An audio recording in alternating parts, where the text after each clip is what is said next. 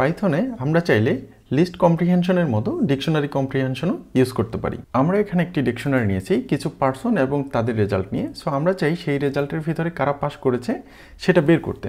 So তার জন্য আমরা একটা লুপ চালিয়েছি এবং তার ভিতরে রেজাল্টটাকে ফিল্টার করেছি এবং ফাইনালি যে পাস করেছে সেটাকে এই পাস ডিকশনারির ভিতরে অ্যাসাইন করেছি।